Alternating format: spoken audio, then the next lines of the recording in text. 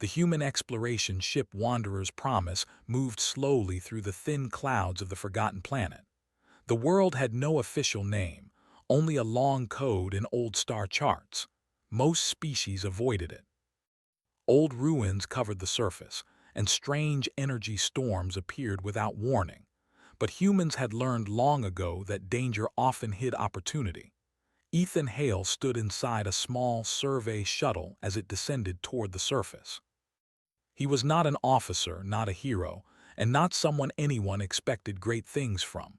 He was a systems and terrain specialist, the kind of human who fixed problems quietly and followed orders without complaint. His uniform was worn, his boots scratched from years of field work. Ethan checked his scanner again. The readings were strange. Deep underground, something was still active. "Command, I'm picking up a structure beneath the surface," he reported calmly. The reply came after a pause. "Copy that, Hale. Stay with your team. No solo investigations." Ethan nodded, even though they could not see him. He turned toward the rest of the team as the shuttle landed near a field of broken stone towers. The air outside was thin but breathable. The ruins looked ancient, far older than most known civilizations. The team spread out carefully, scanning and recording. The ground trembled slightly, not enough to be dangerous, but enough to make Ethan uneasy. His scanner beeped again, louder this time. The signal was moving.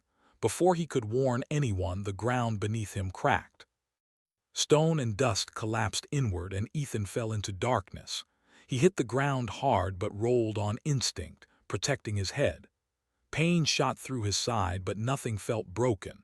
His helmet light flickered on, revealing smooth stone walls around him. The air was warmer here, humming softly as if the planet itself was breathing. "Command, I've fallen through," Ethan said into his communicator. Static answered him. The signal was gone. He took a slow breath. Panic would not help. Humans survived because they stayed calm when others did not. Ethan stood and examined the chamber. Strange symbols covered the walls, glowing faintly. The floor beneath his boots pulsed with soft light as he stepped forward. The structure was not dead. It had been waiting. As he moved deeper, the passage widened into a vast hall. Tall pillars rose toward a ceiling lost in shadow. At the center stood a figure. She was alien but not frightening. Tall and slender, with pale skin that shimmered like moonlight. Her eyes were large and dark, filled with intelligence and emotion. Long markings ran along her arms and neck, glowing softly like the walls. She turned toward him. For a moment they stared at each other in silence. Then she screamed. It was not a scream of fear. It was a cry of pure joy, loud and emotional, echoing through the ancient hall. She ran toward him, her steps fast and light. "I found you," she cried in a language his translator struggled to catch up with. "I finally found you." Ethan froze. His hand moved toward his sidearm but stopped. She showed no sign of aggression. Tears streamed down her face as she stood before him, trembling. "I have been looking for you for years," she said, her voice shaking with relief. "Across dead stars and broken worlds. And now you are here." Ethan swallowed. "I think there's been a mistake," he said slowly. "I don't know you," she laughed softly, a sound filled with exhaustion and happiness. "No, you do not know me, but I know what you are." She reached out, stopping just short of touching him, as if afraid he might vanish. "You are human." "Yes," Ethan said. "That part is true." Her knees gave way and she sank to the floor in front of him, not in worship but as someone who had carried a heavy burden for too long.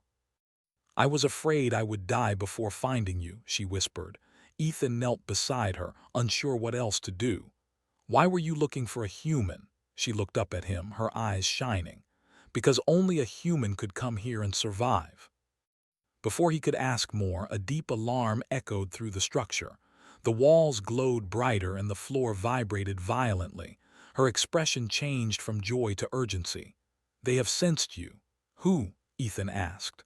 "The ones who destroyed my people," she replied. "They hunt minds, they break spirits, they are coming." As if to confirm her words, distant explosions shook the ground above. Dust fell from the ceiling. Ethan activated his communicator again. Nothing, still no signal.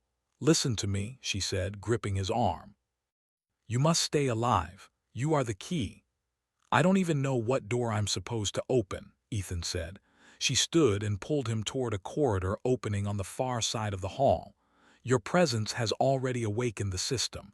It has waited centuries for a human mind." They ran through glowing tunnels as the structure responded to their movement.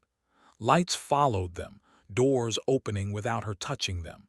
Ethan noticed that when he hesitated, the system hesitated too. When he made a decision, it followed.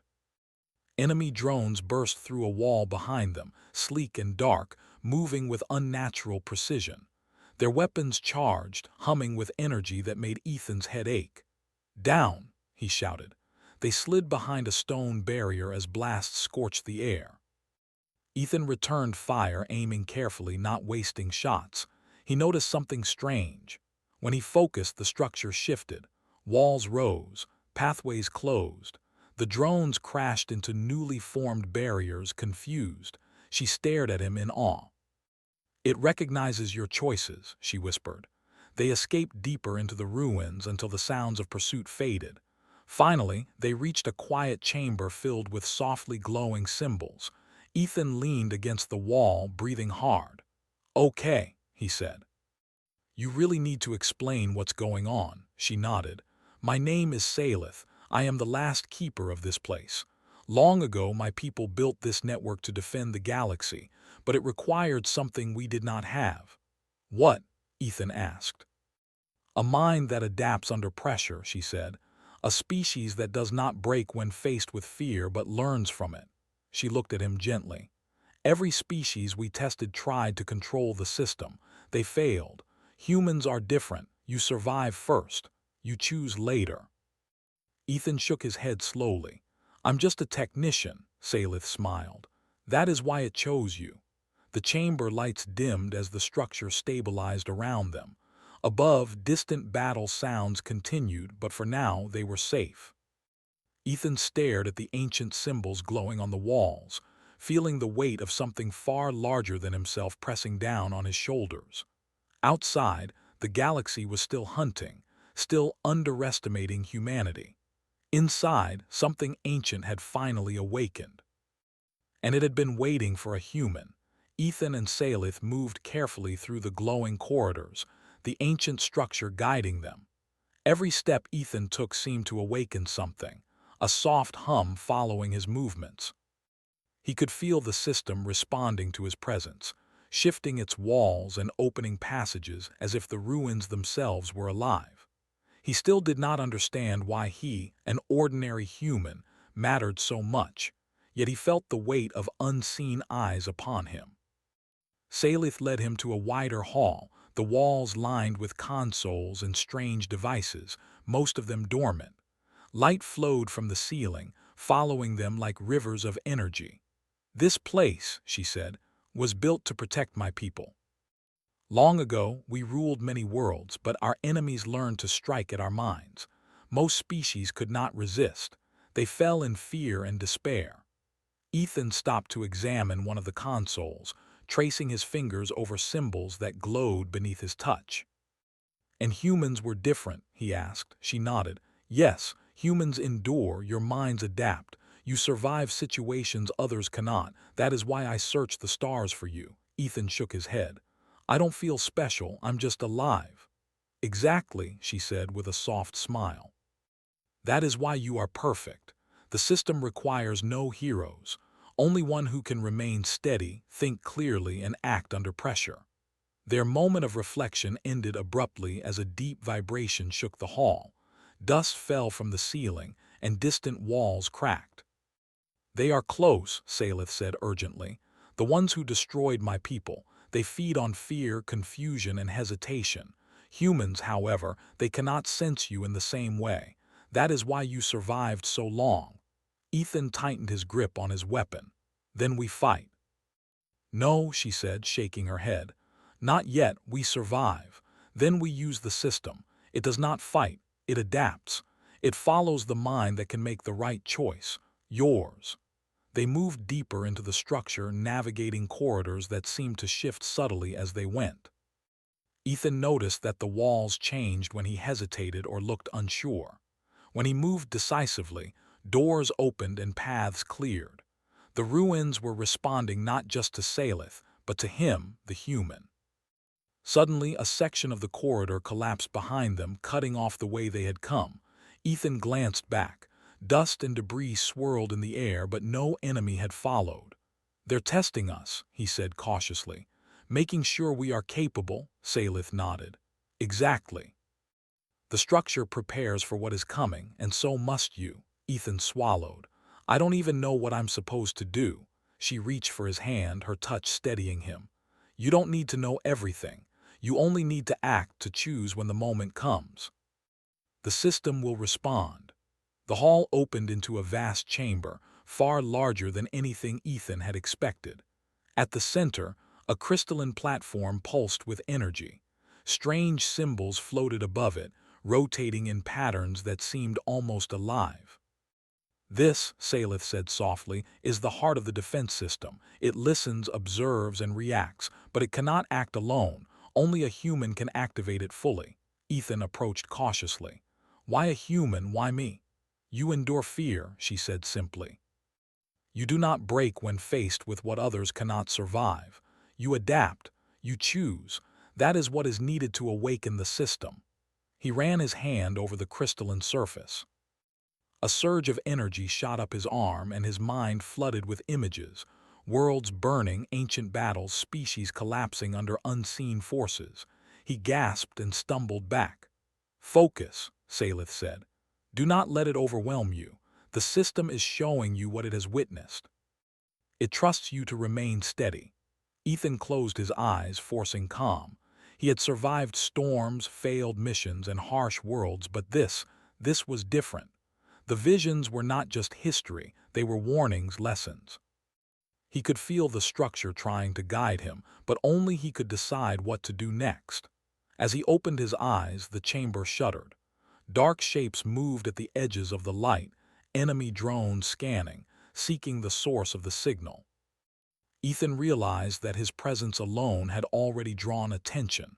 "They are here," Salith whispered, "but you are invisible to them in the way they cannot detect. They cannot predict your choices. They cannot break what they do not understand." Ethan took a deep breath, then stepped forward onto the platform. The energy responded instantly, wrapping around him in a soft glow. He felt the structure pulse with anticipation, waiting for him to act. The drones moved closer, firing energy blasts that struck the walls harmlessly. Ethan noticed a pattern. Every time he made a choice, a path shifted, blocking the attacks. The structure was learning with him, responding to his instincts. "You see," Salith said. "It adapts because of you. You are the key." Ethan nodded slowly. "Then let's end this." He concentrated, thinking through the paths, anticipating the drone's movements. Doors opened and closed, walls shifted, and energy barriers rose. The drones faltered, confused by the constantly changing environment. One by one, they were trapped, rendered powerless by the structure that followed his mind. Salith watched in awe. "You are doing it. You are awakening what was thought lost forever." Hours seemed to pass, though the world above had only been moments. Finally, the last drone collapsed, its energy drained by the system. The chamber fell silent. Ethan stood, exhausted but steady. The energy around the platform dimmed, and the symbols on the walls glowed warmly. Salith approached him, her eyes filled with gratitude. "You have done what no one else could. You have survived, adapted, and acted. Humanity, it is stronger than any of us knew." Ethan looked around at the chamber. "I don't feel strong. I just did what I had to do." "That is exactly why you are strong," Salith said. "Others seek power. You seek survival, and in that, you are stronger than all of them." She led him to a smaller chamber where consoles displayed star maps, old battle records, and information about her people. "We were scattered," she said. "Most of my people are in hiding, hunted, or lost. The system could have been activated by others, but they would have failed. Only a human mind can guide it without breaking. Ethan touched one of the consoles. The data was overwhelming, showing countless worlds under threat, species wiped out, histories erased. "And now what?" he asked. "Now we rebuild," Salith said, "but we do it carefully. You are the first human to awaken the system. You will help us restore balance. Not with weapons, but with choices, with guidance, with endurance." Ethan felt the weight of her words. He had faced many dangers before, but never one so vast, so impossible. Yet he also felt a spark, pride, not arrogance. Humans were not the strongest, but they endured. They adapted, they survived. "Then let's start," he said finally, his voice steady. "Show me what needs to be done." Salith smiled. "The galaxy underestimated humans, but now they will see." Together, they began activating the systems, sending signals to scattered allies, guiding lost worlds to safety.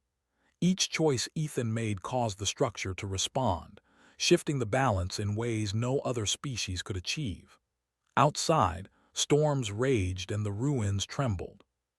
But inside, a human had awakened a power thought lost, proving that sometimes survival, calm, and courage were stronger than weapons, technology, or numbers. Ethan knew this was only the beginning. The enemy would return. The galaxy would still doubt humanity. But now a human had proven that the impossible could be done, and the system, ancient, powerful, and alive, was finally ready to follow someone who could truly lead. And in the quiet moments, as the glowing walls pulsed with energy, Ethan realized why she had searched so long for him. Because the galaxy needed a human, not a hero, not a legend, just someone who refused to break. And he had been found. Ethan stood at the heart of the ancient system, its energy flowing around him like a river of light. The symbols on the walls pulsed gently, as if breathing in sync with him. He felt the weight of the galaxy pressing on his shoulders, but also a strange calmness. Humans survived in ways other species could not, and now he understood why Salith had searched for him for years. He was not a hero by birth or by title, but by endurance and choice. Salith watched him from across the chamber. Her eyes glowed faintly in the light, filled with hope and cautious excitement. "The system is ready," she said softly, "but it will only follow your guidance. If you hesitate, if you doubt, it will remain dormant or worse, malfunction." Ethan nodded, taking a deep breath. "Then I won't hesitate." Above them, the structure's roof opened to the thin atmosphere outside. The storm that had covered the ruins for decades swirled violently, but for the first time, it seemed manageable. The system responded to Ethan's presence, the glowing energy forming pathways and bridges across gaps that once seemed impassable. He realized that the entire ruin was more than a structure. It was a living map, a network designed to adapt, respond, and protect. Salith guided him to a control platform. Holographic displays floated around them, showing countless worlds, star systems, and civilizations. Many were in chaos, torn apart by the enemy that had hunted her people. Others were on the brink of collapse, their defenses weak and their populations vulnerable. "These worlds," she said, "could not survive alone. Only the system, guided by you, can restore balance." Ethan studied the displays. His first instinct was to feel overwhelmed. The responsibility was immense, and yet he could feel the structure nudging him, offering choices, paths that could save lives. It responded to human decision-making in ways no alien had ever experienced. Humans acted with logic, emotion, and instinct combined. That was why he had been chosen. The first test came quickly. Enemy drones appeared in orbit above one of the nearby planets. They moved with precision, but Ethan noticed a flaw. They anticipated standard patterns, not adaptive ones. He guided the system to open defenses on the planet, creating energy barriers and camouflage for the cities. The drones fired blindly, their weapons bouncing off shields and deflected by misdirection created by the system. Salith's people appeared in holographic projections on the displays, watching in awe. "No one could have survived this," she whispered. But you are human. Ethan felt the weight of his decisions. Every choice could save or doom thousands, perhaps millions. He realized that the system amplified the instincts of the human mind. It did not replace them. He had to think, decide, and act. Hesitation could be catastrophic. Hours passed like minutes. The energy network spread across multiple star systems. Each time Ethan made a correct choice, systems activated, defenses were restored, and populations stabilized. The enemy drones, unable to predict his decisions, were repelled time and again. What was once impossible was becoming possible. Salith stood beside him, her hand lightly touching his arm. "The galaxy will never believe what a single human has done," she said softly. "You have changed the balance of power, not with weapons but with courage and clarity." Ethan shook his head, exhaustion evident on his face. "I just did what had to be done. I didn't plan this, I just reacted." "Exactly," she said. "That is why you are stronger than any species that relies on strength or force alone. Humans endure, you adapt, you survive. That is your power." The next challenge came unexpectedly. A massive energy storm, the kind that had kept all other explorers away, swept across the ruins and the surrounding planet. It disrupted communications and threatened the network Ethan had activated. Holographic displays flickered and warnings flashed. Ethan closed his eyes, taking a deep breath. The system pulsed around him, waiting for him to make decisions. He visualized pathways, thought through contingencies, and guided the energy flow. Walls shifted, energy bridges stabilized, and the storm's destructive force was diverted into safe channels. The ancient structure had been designed for this. Only a human mind could guide it through the unpredictable, chaotic forces of the universe. When the storm finally subsided, the system stabilized across multiple planets. Entire civilizations were now protected, shields maintained, and enemy forces neutralized. The ruins hummed with energy, a song of life restored. Ethan looked at Salith. She smiled, tears of relief in her eyes. "You have done it," she whispered. "You have awakened what no other species could."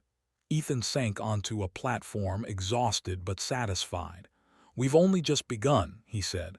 "The galaxy is still at risk, but we can fix it."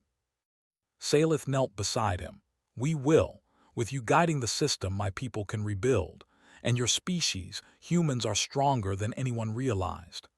The alien woman stood and activated a communication array. Through it, scattered survivors from her people appeared as projections. Their expressions shifted from fear to hope. "The human is here," she told them. "The one we searched for. Follow his guidance and we will survive." Ethan watched the projections, feeling the weight of trust and responsibility. He had not sought power or recognition. He had simply acted, endured, and survived. And that was enough to change the course of countless lives across the galaxy. Weeks passed as Ethan and Salith coordinated the rebuilding. Alien civilizations once hidden or broken began to emerge, reconnecting with allies, restoring systems, and fortifying defenses. The ancient network acted as both guide and protector, responding only to Ethan's human mind. Other species tried to interact with it, but it remained still unless directed by him. During one quiet moment, Salith led Ethan to a high platform overlooking the ruins. From here, he could see the planet's surface, once dark and lifeless, now glowing faintly with energy. "You could have been anyone," she said. "But you stayed steady even when you did not know what to do. That is why we found you. That is why you matter." Ethan looked at her, finally understanding the depth of her words. "I never thought I would be important," he admitted. "I just tried to survive like you said," Salith smiled. "Survival is more than endurance. It is decision, courage, and the refusal to give up. That is the human way." The final test came unexpectedly. The enemy's remnants, aware of the network's activation, sent a massive fleet toward the system's core. They sought to destroy it, to prevent humanity from rising as a new force in the galaxy. Ethan studied the displays, considering the options.